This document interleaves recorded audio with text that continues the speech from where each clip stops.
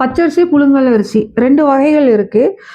2 வகைகள்லாம் தனித்தனி வெரைட்டி அப்படின்னு நினைக்கக்கூடாது. இப்ப பச்சரிசி ப்ராசஸ் பண்ணாம வந்துருந்துச்சுன்னா, அதுக்கு பேரு பச்சரிசி. ப்ராசஸ் பண்ணி குடுத்துருந்தாங்கன்னா, உங்களுக்கு புழுங்கல் அரிசி. ப்ராசஸ்னா அவிச்சு வேக வச்சிருந்தாங்கன்னா, புழுங்கல் அரிசி.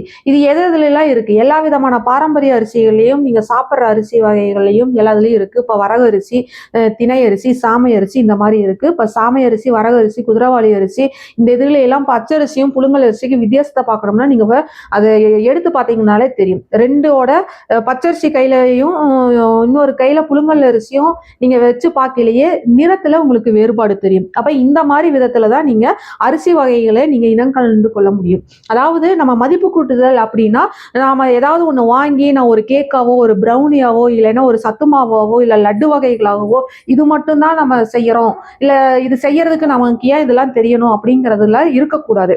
ஏன்னா இப்ப மதிப்பு கூட்டுதல் அப்படின்னா ஒவ்வொரு வகையான அரிசி வகைகளுக்கும் என்னென்ன பலன்கிறது உங்களுக்கு தெரியணும். அதே சமயத்துல அதுல என்னென்ன வகைகள் இருக்குங்கிறதும் நமக்கு தெரியணும். அதுல இருக்கக்கூடிய வேறுபாடுகள், புழுங்கல் அரிசினா எப்படி இருக்கும், பச்சரிசினா எப்படி இருக்குங்கிறதும் தெரியணும். நீங்க எல்லாருமே இன்னைக்கு கிளாஸ்க்குள்ள வந்திருக்கீங்க இல்ல உட்கார்ந்துருக்கீங்கிற பட்சத்துல நீங்க நேரடியா இன்னைக்கு நம்ம வகுப்புக்கு வந்திருக்கோம். நேரடியா வந்திருந்தாலும் சரி, இதுவே ஆன்லைன்ல இருந்திருந்தாலும் சரி, பொதுவா நீங்க ஆன்லைன் வகுப்புக்கு நம்மகிட்டயும் இல்ல வேற எங்கேயும் நீங்க போய் கத்துக்கிட்டாலும், நான் இன்னைக்கு ஒரு பிசினஸ் ஸ்டார்ட் பண்றேங்கிற ஒரு மைண்ட் செட்ல மட்டும் நீங்க போகக்கூடாது. ஓகேங்களா?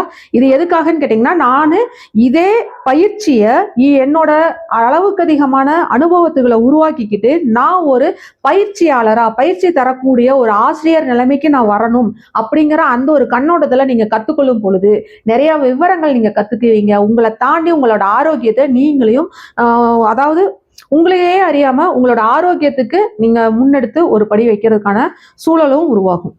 அப்ப நான் ஒரு தொழில் செஞ்சா போதுங்கிற கண்ணோட்டத்துல மட்டும் இருக்காதீங்க. நீங்க தொழிலும் செய்யணும். அந்த தொழில் மூலமாக நீங்க பிரம்மாண்டமான ஒரு வளர்ச்சி அடையணும். உங்களுக்கான ஒரு மிக பிரம்மாண்டமான ஒரு இடத்த பிடிச்சுக்கணும்.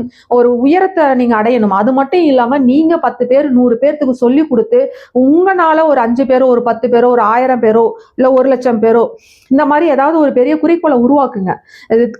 நபர்களுக்கு என்னால ஒரு ஒரு வாழ்க்கையில பெரிய முன்னேற்றம் அடையணும், அதுக்கு நான் ஒரு ஆளா இருக்கணும், மிக முக்கிய ஒரு புள்ளியா இருக்கணுங்கிற அந்த ஒரு ஆர்வத்துல இருக்கும் பொழுது இந்த மாதிரி தேடுதல்ல நீங்க நிறைய கத்துக்குவீங்க.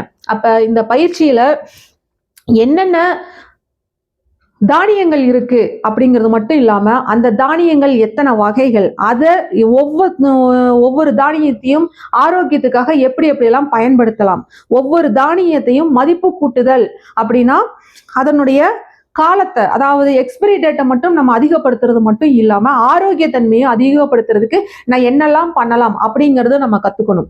ஓகேங்களா? அதெல்லாம் நம்ம இங்க கத்துக்க போறோம். மதிப்பு கூட்டுதல்ல நம்மளோட வகுப்புல என்னென்னலாம் நம்ம பார்க்க போறோம் அப்படின்னா, இப்ப வரைக்கும் நம்ம தானியங்களோட வகைகளோ அதனுடைய மருத்துவ பலன்கள் மட்டும்தான் பார்த்துக்கிட்டு இருந்தோம்.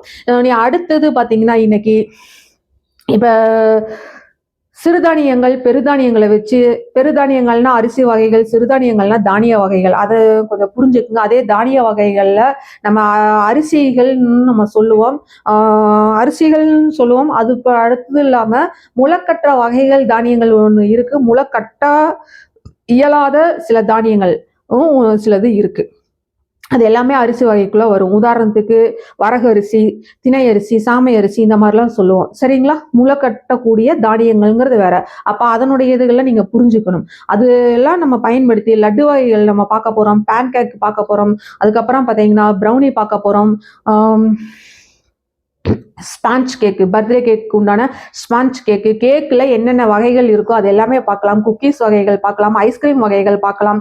இன்னும் இல்லாமல் நான் சில இதுகள் சொல்லியிருக்கேன், சில இதுகள் எனக்கு விடுபட்டிருக்கும். ஓகேங்களா? உங்களுக்கு நோட்ஸ்ல எல்லாமே கொடுத்துருப்பேன்.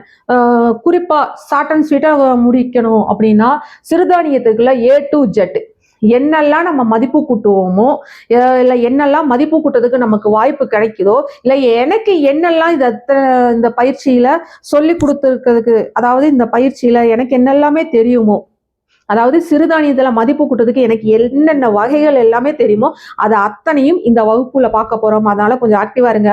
ஒரு டீ பிரேக்கு நீங்க டீ போண்டா வடை எல்லாமே நல்லா சாப்பிட்டு வாங்க. எதனால இதை நான் நோட் பண்றேன் ரொம்ப குறிப்பா சொல்லணும்னா, அந்த டீல சிறுதானிய பாலை வச்சு நம்ம டீ போட்டிருக்கோம். அதனால அந்த டீயை டேஸ்ட் பாருங்க எப்படி இருக்குங்கிறத நீங்க கண்டிப்பா எல்லாருமே சொல்லுங்க. அதை எப்படி செய்யலாங்கிறதையும் நம்ம பார்க்கலாம். போண்டா வடை ரெண்டுமே இருக்கு. ரெண்டுமே சிறுதானிய மாவுகளை பயன்படுத்தி நம்ம செஞ்சது. அதுவும் எப்படி நம்ம செய்யலாம் அப்படிங்கிற விவரங்களையும் நம்ம இந்த அடுத்தடுத்த வகுப்புல நம்ம பார்க்க போலாம். அதுதான் சிறுதானிய வகுப்புல A to Z என்னெல்லாம் செய்யலாங்கிறத நம்ம அடுத்து பிரேக் அப்புறம் பார்க்கலாம். ஓகேங்களா?